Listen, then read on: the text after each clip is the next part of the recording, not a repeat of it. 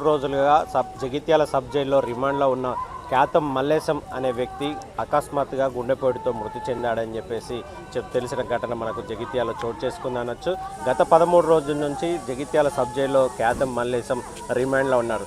నిన్న మధ్యాహ్నం అకస్మాత్తుగా తనకు ఛాతి నొప్పి రావడంతో జైలు అధికారులు జగిత్యాల ప్రభుత్వ ఆసుపత్రిలో చికిత్స అందించారు. అదేవిధంగా మరోసారి రావడంతో నిన్న సాయంత్రం మళ్ళీ జగిత్యాల ప్రభుత్వ ఆసుపత్రికి తీసుకొచ్చి చికిత్స అందిస్తున్న తరుణంలో ఆయన గుండెపోటు వచ్చి మృతి చెందాడని చెప్పేసి జైలు అధికారులు చెప్తున్నారు. అసలు అతను జైలుకి ఎందుకు వెళ్ళాడు, ఏం జరిగిందనే వివరాలు తన బంధువులు ఉన్నారు, ఒకసారి అడిగి తెలుసుకునే ప్రయత్నం చేద్దాం. అసలు ఖ్యాతం మల్లేశం ఎందుకు జైలుకి వెళ్ళాల్సిన పరిస్థితి వచ్చింది, ఏం జరిగింది అసలు?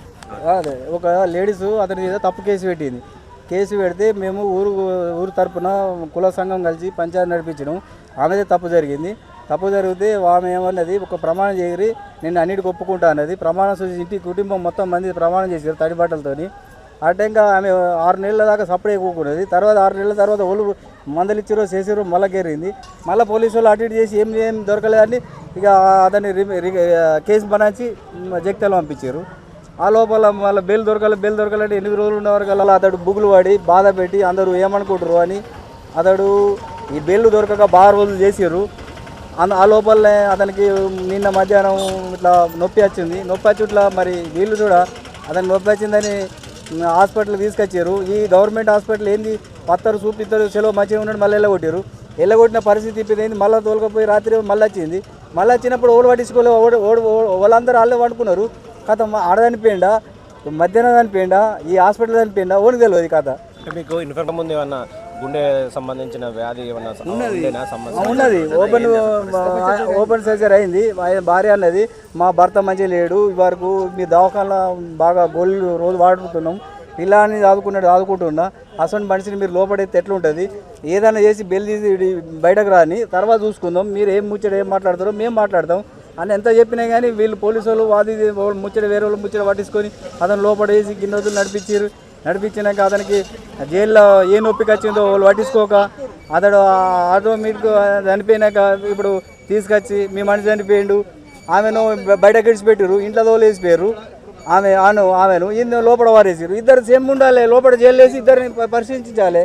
ఒకళ్ళని విడిచిపెట్టుడేంది, ఒకళ్ళు లోపడేసుడేంది, ఇది ఎంతవరకు వాస్తవం? ఏమైనా తప్పులు దొరికినాయి మన దగ్గర? ఏమైనా దొరికినా పోలీసు వాళ్ళకి దొరికితే చెప్పు అనురి.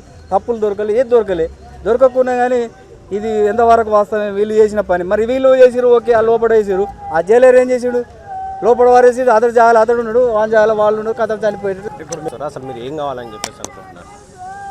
ఇదే మాకు మధ్యాహ్నం నిన్న వచ్చినప్పుడు మాకు కొంచెం ఫోన్ చేస్తే అయిపోగా కొంచెం అదే మేము ఆయనకి ఆపరేషన్ అయిన దవాఖాన కరిమాడ తీసుకుపోతాం. ఎప్పుడైనా ఆడికి తీసుకపోతే బతుకునేము.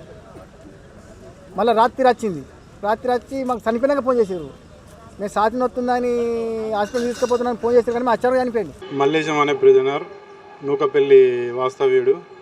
అతను BNS 69 అంటే చీటింగ్ అండ్ రేప్ కేసులో December 4th రోజు రిమాండ్ సబ్ జైల్ జగిత్యాలకు వచ్చినాడు.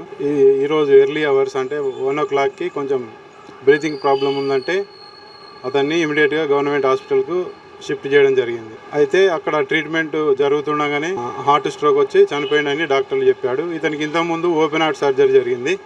అతను డయాబెటీస్ పేషెంట్ కూడా, ఇన్సులిన్ వాడుతుంటారు రెగ్యులర్. ఈ విషయం వాళ్ళ బంధువులకు తెలియజేయడం జరిగింది, వాళ్ళు కూడా వచ్చారు. ఇప్పుడు ఫర్దర్గా ఇంక్వెస్ట్ అండ్ PME జరిగిన తర్వాత అతని బాడీని వాళ్ళ బంధువులకు అప్పచెప్పడం జరుగుతుంది. ఇమ్మీడియట్గా 2 minutesలో ఇమ్మీడియట్గా షిఫ్ట్ చేసినాం. గవర్నమెంట్ హాస్పిటల్ మనకి పక్కనే ఉంది కాబట్టి హాస్పిటల్కి పోయిన తర్వాత BP చెక్ చేస్తే 130/100 కూడా ఉంది. ఆ తర్వాత కొంచెం పల్స్ డౌన్ అవుతుందని చెప్పి డాక్టర్లు గారు ట్రీట్మెంట్ ఇచ్చి 148కి డెత్ డిక్లేర్ చేసి మాకు ఇన్ఫామ్ చేశారు. స్ట్రోక్ ఏం లేదు. మొన్న కూడా నైట్ ఇట్లా బ్రీతింగ్ ప్రాబ్లం అవుతుందంటే పంపిస్తే ECG చేస్తే నార్మల్ వచ్చింది. ఒక ఇంజక్షన్ చేసి పంపించారు, అక్కడ అడ్మిట్ చేసుకోలేదు. మేము మామూలుగా అయితే ఎవరన్నా ప్రిజనర్ అడ్మిట్ అయితే ఇమ్మీడియట్గా మేము వాళ్ళ బంధువులకు తెలియజేస్తాం.